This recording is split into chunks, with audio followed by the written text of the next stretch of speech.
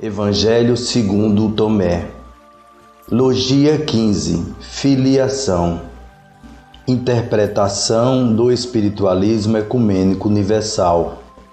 Jesus disse: quando virdes aquele que não nasceu de mulher, prosternai-vos de face no chão e adorai-o.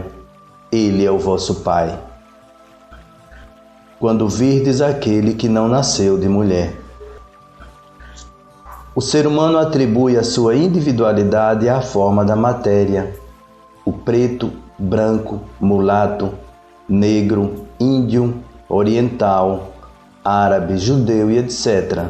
são distinguidos uns dos outros por traços físicos. Esta valorização da forma faz o ser humano se entender como a forma que o corpo físico tem. Uma vez que o ser humano se considera corpo, seu nascimento é o aparecimento desta forma física.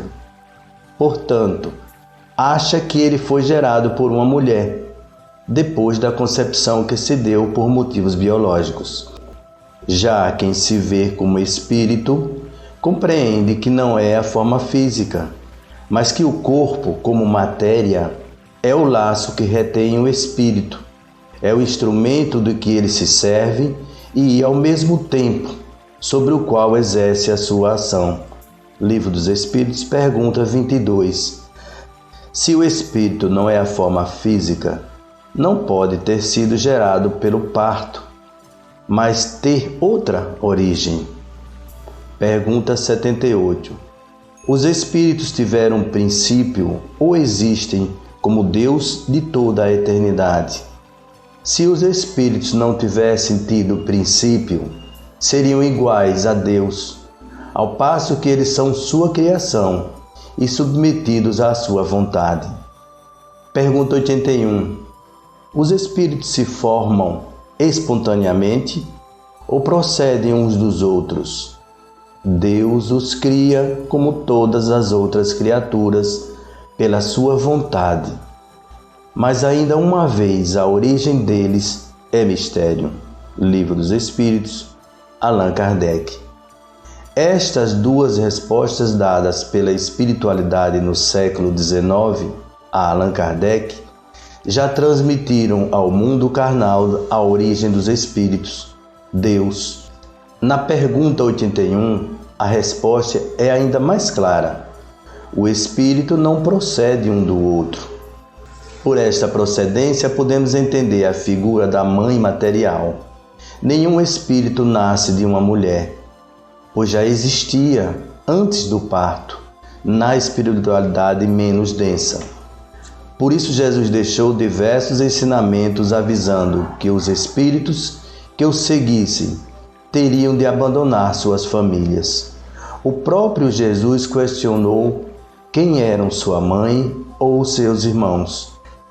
Quando o espírito acredita que nasceu de uma mulher, ele dedica a este espírito, a mãe, o amor que deveria acreditar a Deus, achando que a fonte de sua vida é o espírito a quem ele chama de sua mãe, por causa do seu nascimento, eleva-o acima dos demais irmãos em caminhada.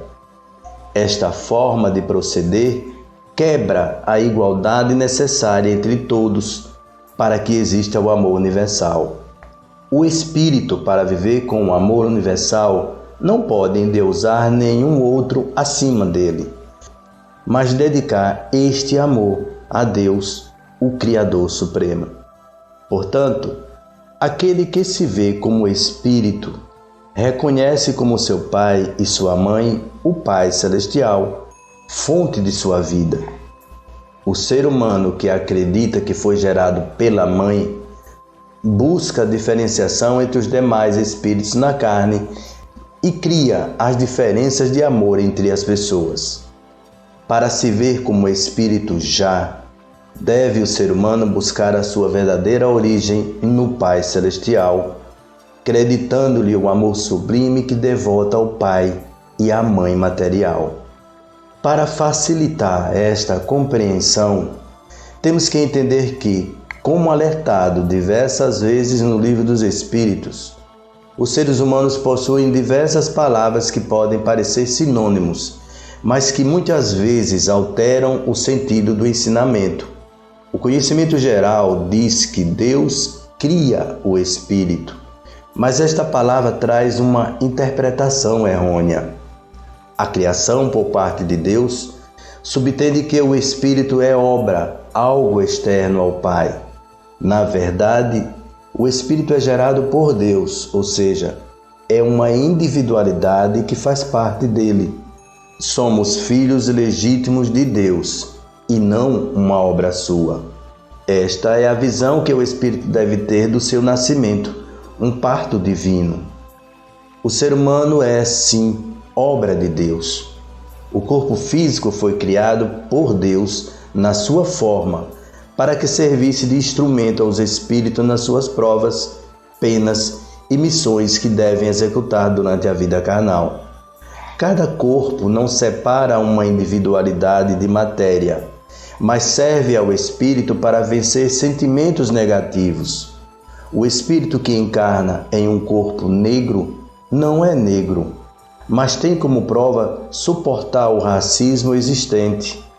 O espírito que encarna como um índio não possui aqueles traços, mas tem como missão preservar a natureza para os outros.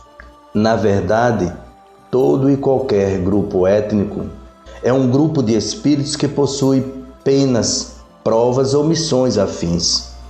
Por isto o corpo físico é obra de Deus, ou seja, sua criação adaptada às necessidades do espírito. Prosternai-vos de face no chão. Aquele que se reconhece como espírito nutre o amor universal e, portanto, deve ser seguido para que este amor contamine aqueles que não o têm. O espírito que sabe que nasceu de Deus possui a verdadeira alegria, a universal. Para ele não existe necessidade de ter seus conceitos satisfeitos para ser alegre, pois tem a consciência do direito dos outros. Esta alegria acaba com a posse, pois o espírito que reconhece em Deus o seu Pai sabe que ele é filho do dono de todas as coisas e que por isso elas já são suas também. Ele não precisa possuí-las, pois reconhece que já as tem, mesmo sem estar em seu poder. Não é preciso ter a flor dentro de casa para se alcançar a alegria, pois ela já está dentro de todos aqueles que a olharem.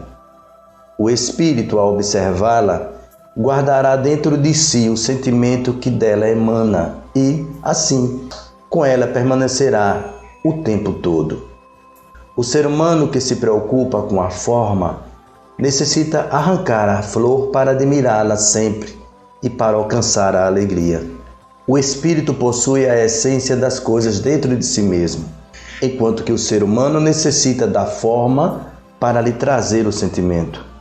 Quem tem o amor universal tem uma preocupação constante: o sofrimento que pode causar a outro e a si mesmo. Não possui conceitos, pois sabe que precisará satisfazê-los para alcançar a felicidade e, com isso, certamente trará infelicidade para outros. Aquele que se considera espírito não discorda dos outros e nem encontra certo ou errado, bom ou mal, pois sabe que na essência todos os espíritos são puros e inocentes, como na sua origem. Ele sabe que a forma de proceder dos seres humanos não é por maldade, mas baseada na necessidade da contemplação dos seus conceitos. Todos são iguais, todos são filhos de Deus, e aquele que se reconhece como espírito conhece esta verdade. Quem já se sabe espírito não menospreza quem ainda não alcançou esta verdade, porque sabe que ela já existe dentro de cada um. Falta apenas vencer os conceitos para poder exteriorizá-la. Com este raciocínio, o espírito não critica seu irmão, mas procura auxiliá-lo a encontrar seu verdadeiro eu espiritual. Não aceite a posição de líder ou de mestre, mas de um amigo que quer caminhar de mãos dadas em direção ao Pai. Por isso, Jesus nos avisa que esse espírito deve ser seguido e acatado. Estar junto com espíritos que se reconhecem como tal facilita a missão de quem ainda não exteriorizou o conhecimento que já possui. Ele é o vosso Pai. É desta forma que Deus age na direção da vida dos espíritos. Ele está sempre preocupado em trazer a alegria aos seus filhos, não satisfazendo seus conceitos, mas dando-lhes aquilo que os faça evoluir. Sem que o espírito tenha a consciência do sofrimento que pode causar aos outros, não consegue evoluir. Por isto, Deus lhe coloca situações onde ele receba os mesmos sentimentos que emitiu para, através da própria experiência, conseguir alterar-se.